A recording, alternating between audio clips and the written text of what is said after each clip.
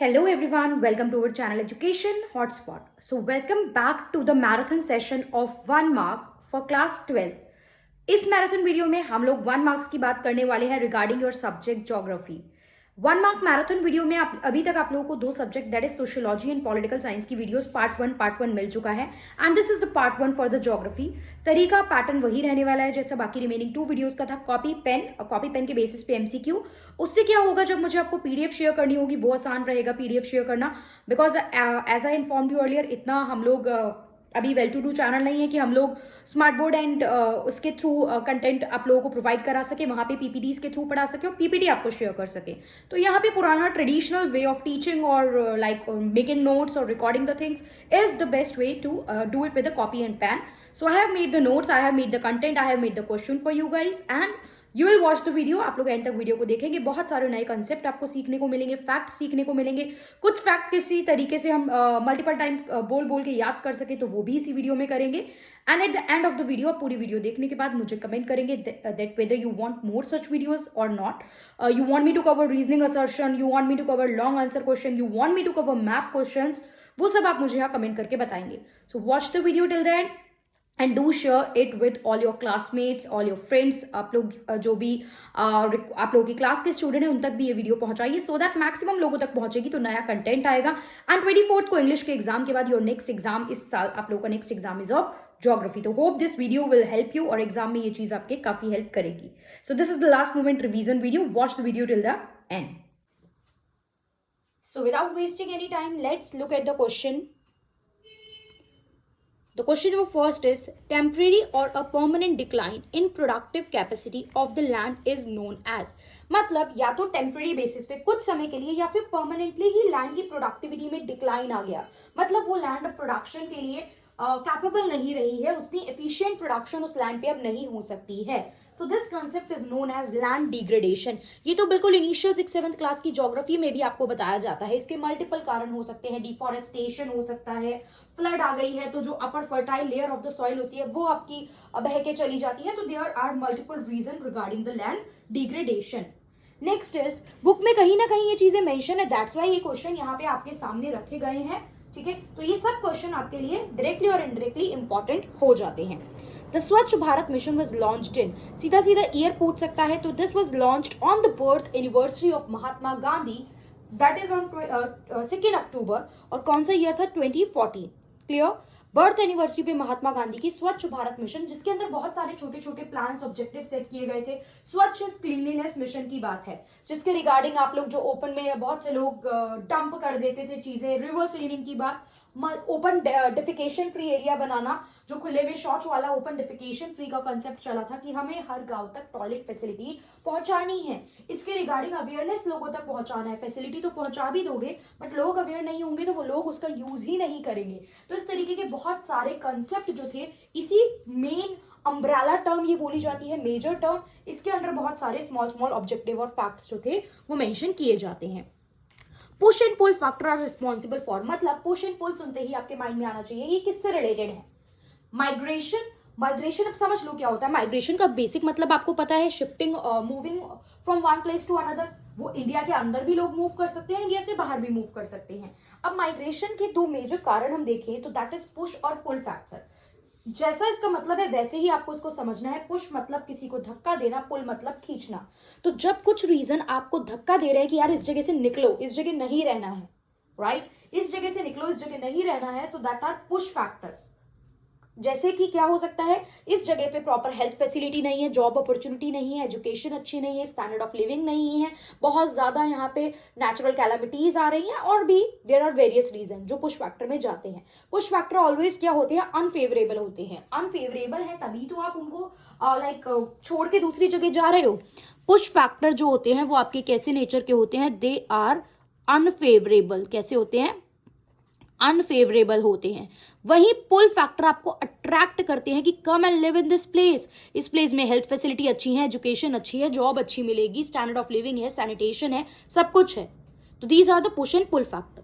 फिर क्वेश्चन आता है NH1। ऐसे बहुत सारे NH के बारे में, नेशनल हाईवेज में आप लोगों को फर्दर आगे भी जो क्वेश्चंस दूंगी उसमें भी बताऊंगी, या याद ही कर सकते हैं आप। नेशनल हाईवेज बने हैं रोड कनेक्टिविटी को स्ट्रॉन्ग करने के लिए, स्मूथ करने के लिए, road door to door connectivity देता है। This is the thing that you all know, but थोड़ा सा याद करने पड़ेंगे हाईवेज आपको, राइट। नेशनल हाईवे 1 जो है वो आपका कनेक्ट करता है किसको, दिल्ली एंड अमृतसर को। हिस्टोरिकली इसे क्या बोला जाता था, शेर शाह सूरी मार्ग। क्लियर, शेरशाह सूरी जो थे वो आपके मेडिवल टाइम के एक रूलर रहे थे, तो इसको हिस्टोरिकली शेरशाह सूरी मार्ग भी बोला जाता था। अब क्वेश्चन किस तरीके से आ सकता है, एक तो आपसे पूछ सकता है कि NH1 जो है वो किसको किसको कनेक्ट करता है। दूसरा वो आपसे पूछ सकता है कि शेरशाह सूरी मार्ग कौन से हाईवे को बोला जाता था। ऑप्शन में मिलेगा NH1, तो you have to mark on that. Planning commission को आज की डेट में आप क्या बोलते हो, प्लानिंग कमीशन 1951 में एक बॉडी बनाई गई थी जो कंट्री के long term short term goal पे बात करेगा, कंट्री में किस किस तरीके से इकोनॉमिकली आपको चीजें अचीव करनी है वो बात करेगा। लेकिन लेटर ऑन अभी जो आपकी रीसेंट गवर्नमेंट चल रही है, जब वो पावर में आई तो उसने इसका नाम बदल के क्या कर दिया, नीति आयोग कर दिया। कब कर दिया था, इंप्लीमेंटेशन में प्रॉपर 1 जनवरी 2015 में आ गया था। नई पार्टी इलेक्ट होके 14 में आई एंड 15 से ये चीज चेंज आया। तो क्या सिर्फ नाम बदला था, बिल्कुल नहीं। नाम नहीं बदला है कि प्लानिंग को नीति कर दिया और कमीशन को आयोग कर दिया, इसके फंक्शंस में चेंज आया, इसके फंक्शन को ब्रॉडन अप कर दिया गया। अब ये एक बड़ी टाइप की ऑर्गेनाइजेशन बन चुकी थी जिसमें नीति की फुल फॉर्म थी national institution for transforming India. Clear, इसके जो आपके हेड होते हैं, चेयरपर्सन होते हैं, वो आपकी कंट्री के प्राइम मिनिस्टर होते हैं। ये फैक्ट भी आप सबको पता होगा। ये एक non constitutional and a non statutory body है। What does this means, non constitution मतलब कि कॉन्स्टिट्यूशन में कहीं पे भी नहीं लिखा है कि इस तरीके की एक बॉडी होगी प्लानिंग कमीशन जो कंट्री की इकोनॉमी और इन सब चीजों पे वर्क करेगी, तो इसका मतलब ये नॉन कॉन्स्टिट्यूशनल है। जैसे कि UPSC, finance commission, election commission, these all the things are present in your constitution, right. फिर यहाँ पे लिखा है नॉन स्टैट्यूटरी। स्टैट्यूटरी बॉडी वो होती हैं जो पार्लियामेंट के एक्ट से बनती हैं, लेकिन ये नॉन स्टैट्यूटरी है तो इसका मतलब not made by act of parliament, ये पार्लियामेंट के एक्ट से नहीं बनी है। Clear, if you want the PDF of this particular video, then you can also join my Telegram channel. I'll share this PDF over there. And if you want the PDF, तो आप मुझे comment करके बताएंगे that you need the PDF of this particular thing, then only I'll share the PDF. अगर मेरे पास comment नहीं आएंगे PDF के लिए तो I'll not share the PDF of this concept. और एग्जाम अब आपका आने ही वाला है, इंग्लिश के बाद you have geography exam, right? चलिए, next is known as think tank बोला जाता है, इसे थिंक टैंक बॉडी भी बोली जाती है। ये मैंने बताया चेयरमैन प्राइम मिनिस्टर होते हैं। अभी प्राइम मिनिस्टर कौन है, मिस्टर नरेंद्र मोदी। नेक्स्ट है Indira Gandhi canal, earlier known as. अब कैनाल बनाई जाती थी, देखिए राजस्थान में ये कैनाल जो थी वो बनाई गई, राजस्थान कैनाल बोला जाता था, ऐसे ही आपको दिख भी रहा है। ठीक है, आगे चल के इसके बारे में और भी फैक्ट दे दूंगी, कहाँ कहाँ से पास करती है, स्टार्टिंग एंड पॉइंट क्या है। राजस्थान में इरिगेशन के लिए वाटर तो नेचुरली इतना ज्यादा अवेलेबल नहीं है, तो you need to make certain artificial things so that वहां पे इरिगेशन हो सके, पॉसिबल हो सके। सो दैट्स व्हाई ये कैनल जो थी वो बनाई गई थी। क्लियर, अभी के लिए इसका याद रखना है, Rajasthan canal. Next is WCED. What does it stand for? What is the full form of WCED? तो the full form of this is World Commission on Environment and Development. ये कब आया था, ये 1987 की आपकी ब्रंडलैंड रिपोर्ट थी, उसमें ये चीज मेंशन की गई थी, ऑर्गेनाइजेशन के बारे में बात की गई थी। ज्यादा डिटेल मत जानो, बस जितना इंपॉर्टेंट है उतना ही अभी देख के चलेंगे। ऐसे तो सबको डिटेल में पढ़ने लगेंगे तो चीजें खत्म ही नहीं हो पाएंगी, right. Next is Manchester of north India किसे बोला जाता था, नॉर्थ इंडिया का मैनचेस्टर। मैनचेस्टर जो था that was famous for the trade. ठीक है, ट्रेड बहुत ज्यादा जो था that was present over there, तो नॉर्थ इंडिया का मैनचेस्टर बोला जाता था आपका कानपुर को।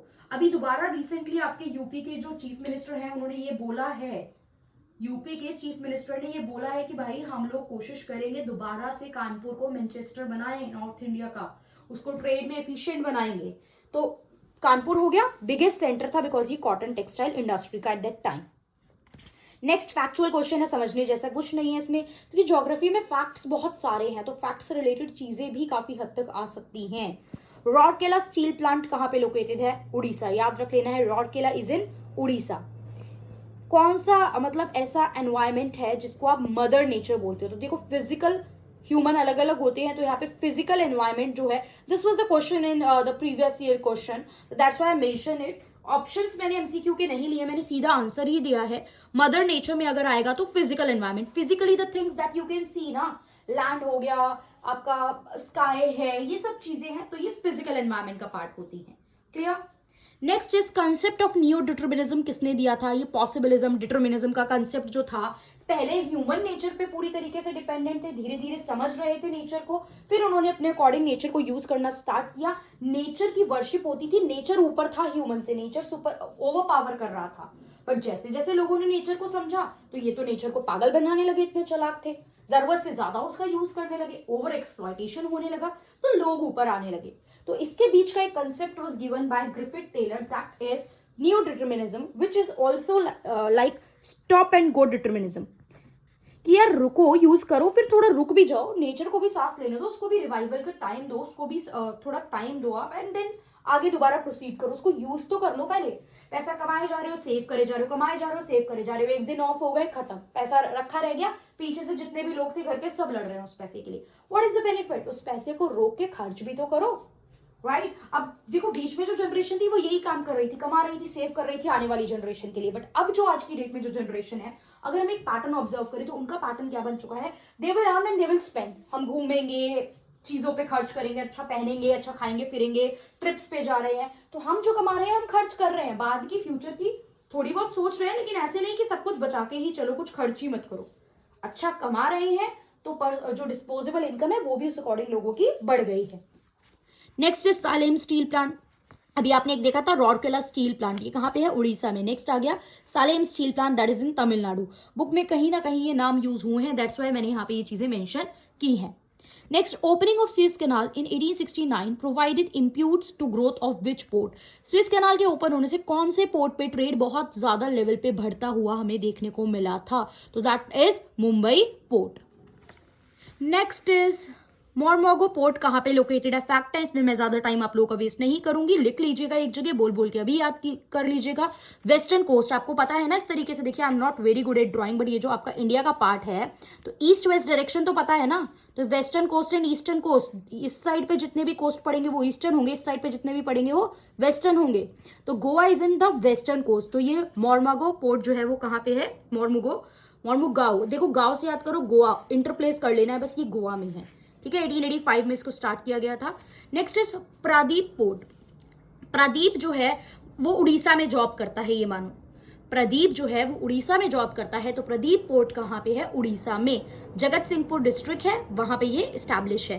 कब हुआ था? 1966 में। ईस्टर्न कोस्ट पे is Paradip port. Deepest port कौन सा है? Among all the port deepest port कौन सा है? तो that is Visakhapatnam port, which is in Andhra Pradesh. पूछा जाए डीपेस्ट पोर्ट कौन सा है, नाम विशाखापट्टनम है, कहां पे है? तो आंध्र प्रदेश में है। कौन से स्टेट में है? तो it is in Andhra. Next अगर पूछा जाए, देखिए हमारी कंट्री में 13 मेजर पोर्ट है, इस पे मैंने चैनल पे बना के एक शॉर्ट भी अपलोड किया था, अगर आप लोग ने देखा है वो चीज, तो 13 आपके मेजर पोर्ट हैं। पोर्ट के नाम आप लोगों को देख लेने हैं, कौन सा पोर्ट है और कहाँ कहाँ पे है। पूछ सकता है, पोर्ट की लोकेशन पूछ सकता है। चेन्नई इज इन तमिलनाडु, कोची केरल में है, इन्नौर तमिलनाडु, कोलकाता वेस्ट बंगाल में है, कांदला पोर्ट गुजरात में है, इंपॉर्टेंट वन याद रखना। मैंगलोर पोर्ट कर्नाटका में, ये अभी बता दिया आपको। मोरमुगांव गोवा में, मुंबई पोर्ट ट्रस्ट महाराष्ट्र में है, पूछेगा ही नहीं, नाम से पता चल रहा है यार। जवाहरलाल नेहरू पोर्ट ट्रस्ट पूछ सकता है, ये भी महाराष्ट्र में है। प्रदीप पोर्ट उड़ीसा अभी बताया आपको। Next is Tuticorin port is in Tamil Nadu. मान के चलो जो है आपका तमिलनाडु में जो कोरोना को बिल्कुल अच्छे से लोगों ने इलाज करके बिल्कुल तोड़ दिया, टूटीकोरिन, ठीक है, टूटीकोरिन, तो that is in Tamil Nadu. Visakhapatnam अभी बताया आंध्र प्रदेश में है। Port Blair Andaman and Nicobar, ये नाम आपने सुना होगा पोर्ट ब्लेयर, पोर्ट ब्लेयर तो सुनते ही पता लगा सकते हो, it is in Andaman and Nicobar. Clear? Major port में से एक ही पोर्ट आप देखो, आई थिंक आपका एक ही पोर्ट है, दैट इज इन आपका एक यूटी में है, यूनियन टेरिटरी में है, बाकी कोई यूटी में नहीं है। तो पूछा जाए one and single major port, जो 4 ऑप्शन दिए होंगे कि इनमें से कौन सा मेजर पोर्ट एक यूनियन टेरिटरी पे स्टैब्लिश है, ये यूनियन टेरिटरी में एग्जिस्ट करता है, that is port Blair. Question जब चीजें पढ़ रहे हो ना, तभी देख के चलो कि एग्जामिनर कैसे इन चीजों को घुमा सकता है क्वेश्चंस पूछने के लिए, और ये प्रैक्टिस यहां कर गए तो एग्जाम में तो क्वेश्चन इजी ही लगेंगे फिर आपको।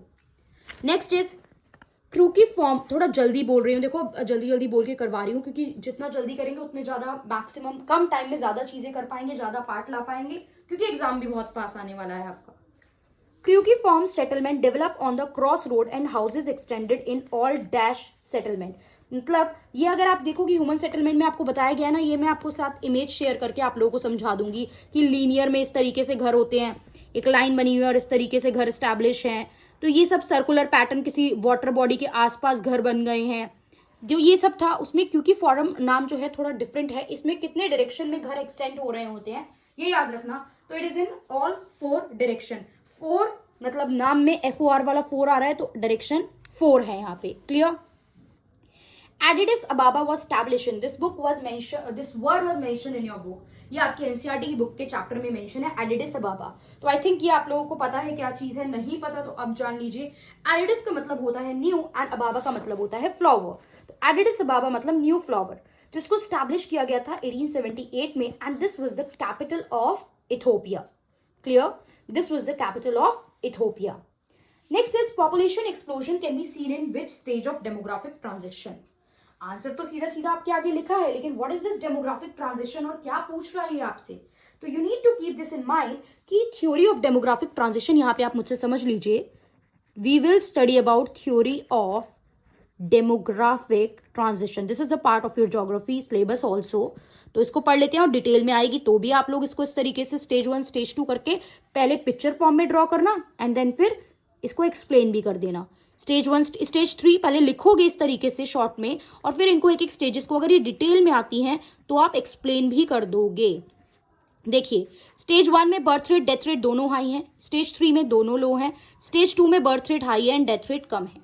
Now what does this mean? देखो, किसी कंट्री में बर्थ रेट ज्यादा है, इसका मतलब वहां पे लोग ज्यादा एजुकेटेड नहीं है, अवेयर नहीं है, क्योंकि इन्हें कॉन्सिक्वेंसेस नहीं पता बर्थ रेट ज्यादा होने के, कि नुकसान है उससे कंट्री को। डेथ रेट ज्यादा है मतलब आपके यहाँ health facility up to the mark नहीं है। तो यहाँ पे अगर फर्स्ट स्टेज पे देखा जाए तो इसमें जाएंगी कैसी कंट्री जो अंडर डेवलपिंग है, क्योंकि आपके यहाँ पे लोग ना एजुकेटेड एंड अवेयर है ना आपकी हेल्थ फैसिलिटीज अच्छी हैं। वहीं जहाँ बर्थ रेट कम और डेथ रेट दोनों कम है, मतलब कि लोग अवेयर हैं, एजुकेटेड है, प्लस हेल्थ फैसिलिटीज भी आपकी अच्छी हैं, तो ये जाएगा डेवलप्ड नेशन। वहीं सेकेंड स्टेज में बर्थ रेट ज्यादा, मतलब लोग उतने एजुकेटेड अवेयर नहीं है, लेकिन डेथ रेट कम है, मतलब आप लोगों ने क्या कर लिया है, हेल्थ पे कंट्रोल पा लिया है। आपकी यहाँ पे मेडिकल फैसिलिटीज अच्छी हो गई हैं, उस पार्ट पे तो आप अच्छे हो, लेकिन एजुकेशन अवेयरनेस उतनी अभी भी नहीं है। मतलब कुछ फैक्टर ऐसे हैं जिसपे आप अभी भी वर्क कर रहे हो, तो ये टाइप की कैटेगरी जाती है डेवलपिंग में। Clear? India fall under this category second stage पे। और देखिए, एक्सप्लोजन, पॉपुलेशन एक्सप्लोजन का क्या मतलब है? एक्सप्लोजन मीन समथिंग एकदम से कुछ ब्लास्ट होके बहुत बड़े मासिव लेवल पे कुछ होना, तो पॉपुलेशन बहुत तेजी से जब बढ़ गई एकदम, तो दैट इज पॉपुलेशन एक्सप्लोजन। तो स्टेज सेकंड में देखो क्या हो रहा है, लोग जन्म ले रहे हैं, पीपल आर टेकिंग बर्थ, बच्चे यहाँ पे पैदा बहुत हो रहे हैं और मर भी कम रहे हैं, तो जो लोग हैं वो इकट्ठे होते जाएंगे, क्योंकि बर्थ होते जा रहे हैं और डेथ कम हो रही है, तो पॉपुलेशन एक्सप्लोजन आपको स्टेज सेकंड में देखने को मिलेगा। इस तरीके से चार्ट बना के, अगर ये ज्यादा मार्क्स का क्वेश्चन आता है, दोनों तरीके से समझो। अब देखो 1 मार्कर आपके मल्टीपल वे में हेल्प कर रहे हैं।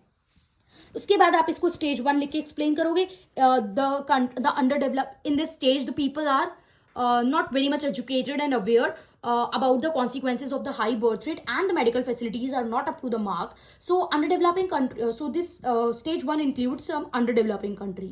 Stage 2 developing के बारे में बताओगे कि education awareness है, मतलब awareness नहीं है, मेडिकल फैसिलिटीज अच्छी है, एंड पॉपुलेशन एक्सप्लोजन स्टेज में होगा, ये सब चीजें आप बता के चलोगे। सो आई होप ये थ्योरी क्लियर हो गई है। नहीं हुई है तो you can mention me it in the comment box, I try to resolve the doubt. Next, people who are engage in the primary activities are called red collar worker. पूछ सकता है रेड कॉलर वर्कर कौन सी activity में engage होते हैं, ABC दिया होगा। इसी तरीके से ब्लू कॉलर, व्हाइट कॉलर आते हैं। ब्लू कॉलर होते हैं जो लेबर का काम करते हैं, अभी आगे क्वेश्चंस में मैं कवर करवा दूंगी। और व्हाइट कॉलर होते हैं जो administration, high level administrative work कर रहे होते हैं। क्लियर? पिंक कॉलर होते हैं जो लोग सर्विसेज का काम कर रहे होते हैं, मोस्टली वुमेन फॉल करती है, ठीक है, बट ऑलवेज वुमेन होंगी ऐसा नहीं है। जो hospitality and services taking care वाला काम कर रहे हैं, ये सब पर्सन पिंक कॉलर में जाते हैं। ट्रक फार्मिंग, 4 ऑप्शन आएंगे। Truck farming is related to cultivation of flower, this and that. The correct answer is the cultivation of vegetable. Truck farming is related to cultivation of vegetable. I hope समझ में आ रही हैं चीज़ें। I know I am being fast, but fast उसी चीज़ों पे हो रही हैं जो जिसमें ज़्यादा डिस्कशन रिक्वायर्ड नहीं है। और बहुत स्लो बोल के भी क्या कर लेना है, इसको कुछ चीज़ लग रही हो तो बैक करके दोबारा सुन लेना, ठीक है। Next is name the country where practically every farmer is a member of cooperative society. Cooperative society क्या होता है? ग्रुप बना लेते हैं फार्मर मिलके, हर जगह बन सकता है, बैंक भी बना लेते हैं, फार्मर भी बना लेते हैं, कंज्यूमर भी बना लेते हैं, प्रोड्यूसर भी बना लेते हैं, सो दैट वो लोग एक दूसरे को बेनिफिट कर सके, एक दूसरे के काम आ सके, कम कंसेशनल रेट पे एक दूसरे को लोन दे दें, किसी को ज़रूरत है तो उसको पैसा प्रोवाइड कर दें, टेक्नोलॉजी शेयर कर लें, ये सब चीज़ों का काम करते हैं। तो कौन सी जगह पे हर फार्मर कोऑपरेटिव सोसाइटी का पार्ट होता है? ज़रूरी नहीं है उसे मेंबर बनना पड़ेगा या इतनी ज़मीन होनी चाहिए। तो द आंसर इज डेनमार्क।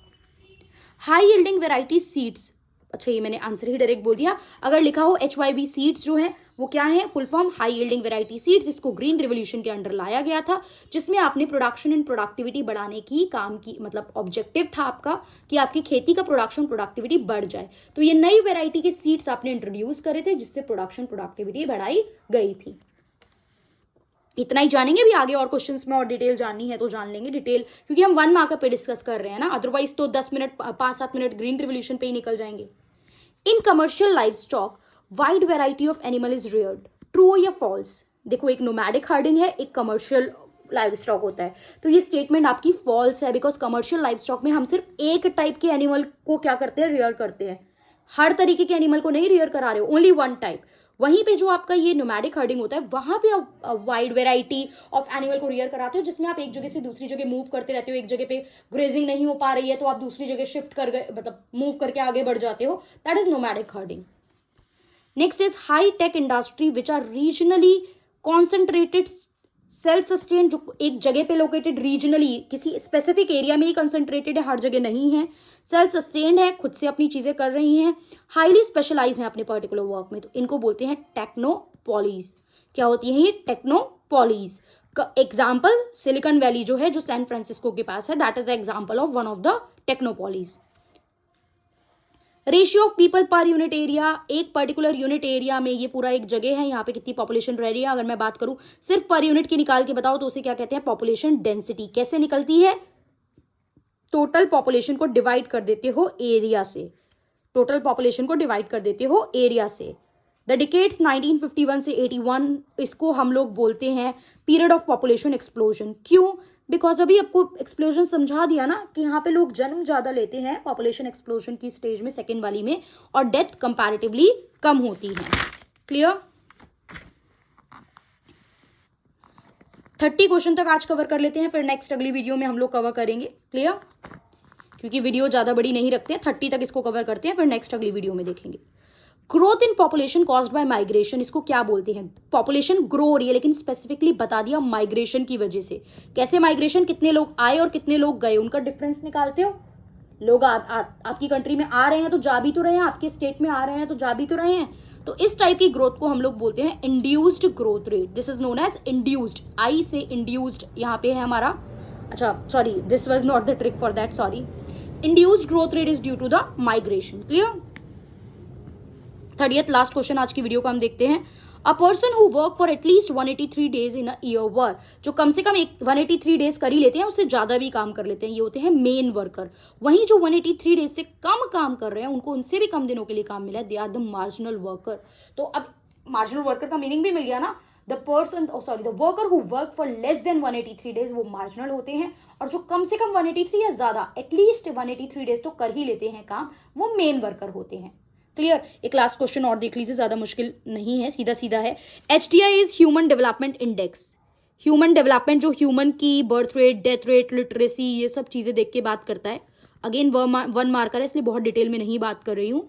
ठीक है, तो ये जो होता है ह्यूमन डेवलपमेंट इंडेक्स, इसे कौन प्रिपेयर करता है? This was prepared by UNDP, United Nation Development Programme. Is it clear to all? आ सकता है ये question, HDI was prepared by, तो it is prepared by UNDP। ये 10th क्लास में भी आप लोगों को आई थिंक पढ़ाया गया था, इकोनॉमिक्स में आई थिंक, या इकोनॉमिक्स में या जोग्राफी है कहीं, तो ये था इकोनॉमिक्स में, I think it was there.